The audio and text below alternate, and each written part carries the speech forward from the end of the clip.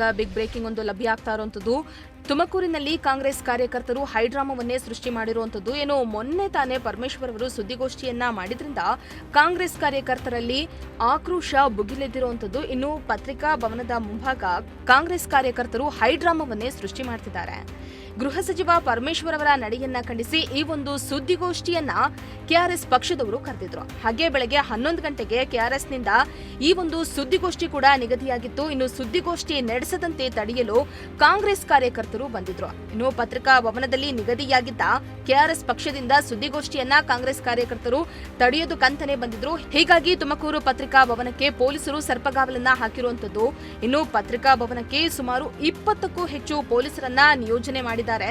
ಇನ್ನು ಕಾಂಗ್ರೆಸ್ ಕಾರ್ಯಕರ್ತರು ಪತ್ರಿಕಾ ಭವನದ ಮುಂದೆ ಹೈಡ್ರಾಮಾವನ್ನೇ ಸೃಷ್ಟಿ ಮಾಡ್ತಾ ಇರುವಂತದ್ದು. ಇನ್ನು ಪತ್ರಿಕಾ ಭವನಕ್ಕೆ ಡಿಎಸ್ಪಿ ಚಂದ್ರಶೇಖರ್ ಹಾಗೆ ಅವಿನಾಶ್ ಅವರು ಕೂಡ ದೌಡಾಯಿಸಿರುವಂತದ್ದು.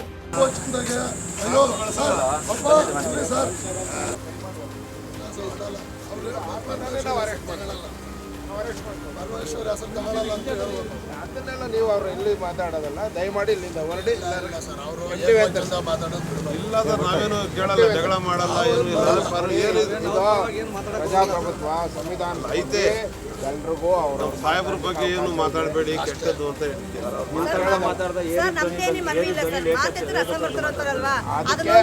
ಸಪ್ರೇಟ್ ಫೋರಮ್ ಇದೆ, ದಯಮಾಡಿ ಅರ್ಥ ಮಾಡ್ಕೊಳ್ಳಿ. ಸಪ್ರೇಟ್ ನೋಡಿ ಅಮ್ಮ, ಅದಕ್ಕೆ ಸಪ್ರೇಟ್ ಫೋರಮ್ ಇದೆ, ಇಲ್ಲಿ ಮಾಡೋದಲ್ಲ. ದಯಮಾಡಿ ಯಾವುದೇ ಪತ್ರಿಕಾ ಅವರು ಪರಮೇಶ್ವರ್ ಹೆಸರು ತಗೊಂಡು ಏಕವಚನದ ಮಾತಾಡಬಾರ್ದು. ನೀವು ಅದಕ್ಕೆ ಒಪ್ಕೊಳ್ಳಿ. ನೋಡಿ ಮಾಡಕ್ ಬಂದಿಲ್ಲ ಸರ್, ನೀವು ಮಾತಾಡ್ಸಲ್ಲ ಅವ್ರನ್ನ ಅಂದ್ರೆ ನಾವು ಒಪ್ಕೊಂತೀವಿ. ಮತ್ತೆ ನಾವು ಅವ್ರು ಏನ್ ಮಾತಾಡಿರೋ ನಾವು ಕೇಳ್ಕೊಂಡಿರೋ. ಅದಕ್ಕೆ ಸಪ್ರೇಟ್ ಫೋರಮ್ ಇದೆ, ಇಲ್ಲಿ ಮಾಡಕ್ ಸಪ್ರೇಟ್ ಅಲ್ಲ ಸರ್. ಈಗ ಮೊನ್ನೆ ಏನ್ ಮಾತಾಡೋರು ನೋಡಿರಲ್ಲ ಅವರು ಮಾತಾಡಿರಿ. ಅದಕ್ಕೆ ಸಪ್ರೇಟ್ ಫೋರಮ್ ಇದೆ. ಅದಕ್ಕೆ ಬಂದಾಗ ಅವ್ರು ಏನೇನು ಮಾಡಿರೋ ನೀವೇ ಕಣ್ಣು ಮುಂದೆ ಇದ್ದೀರಿ. ಅವತ್ತು ಸೈಜ್ ಕಂಡಿದ್ದೀವಿ ನಾವು. ಮೊನ್ನೆ ಬಂದು ಏನ್ ಮಾತಾಡಿ ಪ್ರೆಸ್ ಮೀಟ್ ಅವತ್ತು ಎಲ್ಲ ನಾವು ಗೌರವ ಕೊಡೇವೆ. ಒಮ್ಮೆ ಕಾನೂನು ಬಿಟ್ಟು ನಾವು ಬರ್ತೀವಿ, ಅದು ರಿಪೀಟ್ ಆದ್ರೆ ನಾವು ಸತಿ ನಾವು ನಿಮ್ಮನ್ನು ನಂಬಲ್ಲ ಅಷ್ಟೇ. ನಮ್ಗೆ ಸತ್ಯ ಹೇಳ್ತೀನಿ. ನಮ್ಮ ಪೊಲೀಸರ ಬಗ್ಗೆ ಆಗಲಿ, ಸಾಹೇಬ್ರ ಬಗ್ಗೆ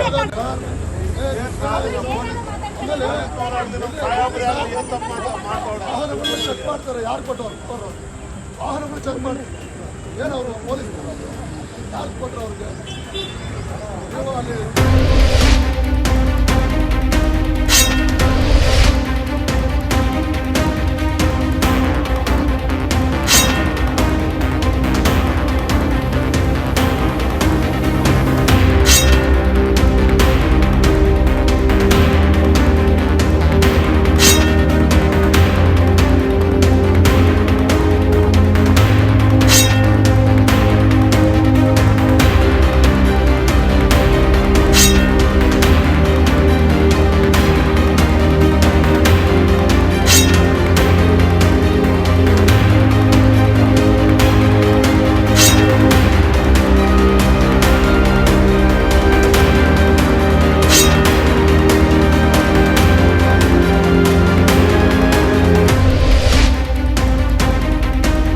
ಈಗ ಮತ್ತೊಂದು ಬ್ರೇಕಿಂಗ್ ಕೂಡ ಲಭ್ಯ ಆಗ್ತಾ ಇರುವಂತದ್ದು.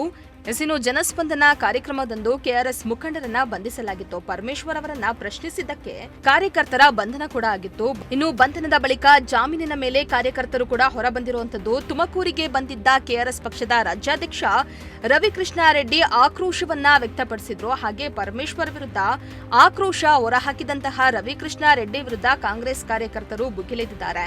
ಬಳಿಕ ಪರಮೇಶ್ವರ್ ಕೂಡ ಸುದ್ದಿಗೋಷ್ಠಿಯನ್ನ ನಡೆಸಿ ಅವರು ಕೂಡ ಆಕ್ರೋಶವನ್ನ ಹೊರಹಾಕಿದ್ರು.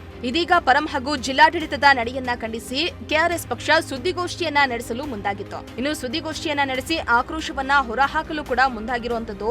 ಆದ್ರೆ ಸುದ್ದಿಗೋಷ್ಠಿಯನ್ನ ನಡೆಸದೆ ಕಾಂಗ್ರೆಸ್ ಕಾರ್ಯಕರ್ತರು ಹೈಡ್ರಾಮಾವನ್ನೇ ಸೃಷ್ಟಿ ಮಾಡ್ತಿದ್ದಾರೆ. ಹಾಗೆ ಮೊನ್ನೆ ಪರಮೇಶ್ವರ್ ಸುದ್ದಿಗೋಷ್ಠಿಯನ್ನ ಮಾಡಿ ಆಕ್ರೋಶವನ್ನ ಕೂಡ ಹೊರಹಾಕಿದ್ರು. ಇದೇ ವಿಚಾರವಾಗಿ ಇಂದು ಕಾಂಗ್ರೆಸ್ ಕಾರ್ಯಕರ್ತರು ಪತ್ರಿಕಾ ಭವನದ ಮುಂದೆ ಆಕ್ರೋಶವನ್ನ ಹೊರಹಾಕ್ತಾ ಇರುವಂತದ್ದು. ಇನ್ನು ಸುದ್ದಿಗೋಷ್ಠಿಯನ್ನ ಮಾಡಬಾರದು, ತಡಿಬೇಕು ಅನ್ನುವಂತ ವಿಚಾರವಾಗಿ ಕಾಂಗ್ರೆಸ್ ಕಾರ್ಯಕರ್ತರು ಹೈಡ್ರಾಮಾವನ್ನೇ ಸೃಷ್ಟಿ ಮಾಡಿರುವಂತದ್ದು.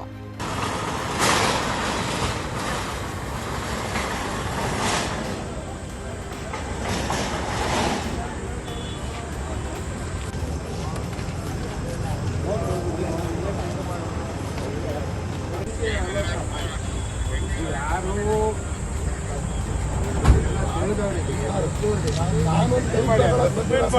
ಸಂವಿಧಾನದ ಕಾನೂನು ಇದೆ ಸರ್ ಅವ್ರಿಗೆ. ಕಾನೂನು ಕೈ ಇಲ್ಲ ಅಂತಂದ್ರೆ ಅವರು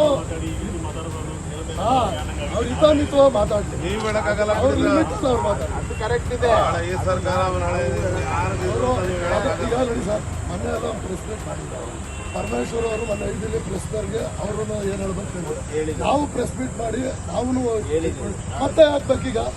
ಅಲ್ಲ ಇಲ್ಲ ಸರ್, ಇದಕ್ಕೆ ನಾನು ಒಪ್ಪಲ್ಲ. ಇಲ್ಲ ಬರ್ಲಿ, ಸ್ವಲ್ಪ ಆಯ್ತು ಪ್ರಯತ್ನ ಮಾಡ್ತಾರೆ. ಅಲ್ಲಿ ಅವ್ರು ಏನಾದ್ರು ನಾವು ಪರಮೇಶ್ವರ ಸಾಹೇಬ್ರ ಬಗ್ಗೆ ಹೋಮ್ ಮಿನಿಸ್ಟರ್ ಬಗ್ಗೆ ಮಾಡ್ತೀವಿ ಅಂತ ನಿಮ್ಗೆ ಏನಾದ್ರು ಮಾಡಿದ್ರೆ ಕೊಡಿ. ಇಲ್ಲ ನಾವು ಮಾಡಬೇಡ್ರಿ ಅಂತಲೇ ಹೇಳೋದು. ಅಲ್ಲ ನೀವೇ ನೀವು ಮಾಡಿ ಸರ್, ಪ್ರೆಸ್ ಮೀಟ್ ಮಾಡ್ಲಿ. ಆದ್ರೆ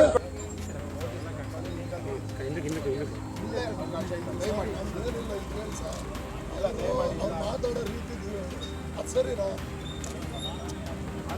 ಅಲ್ಲ ಸರ್,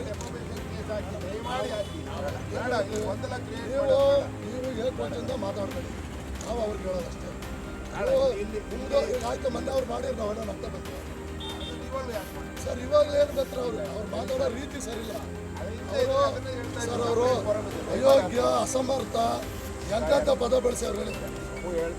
ಮತ್ತೆ ಯಾರು ಆಗ್ಬಿಡಲ್ಲ ಸರ್, ಆಗೋದಲ್ಲ. ಅವರು ಸರ್, ಅವರು ಎಲ್ಲಿಂದಲೋ ಬಂದು ಅವ್ರ ಈ ಥರ ಎಲ್ಲ ಪದ ಉಪಯೋಗಿಸೋದು ಸರಿ. ಅವ್ರ ಸ್ಥಾನ ಏನು ಇವ್ರ ಸ್ಥಾನ ಏನು ಮತ್ತೆ ಬೆಲೆ ಕೊಡ್ಬೇಕ ಸರ್. ಅವರು ಅದೇ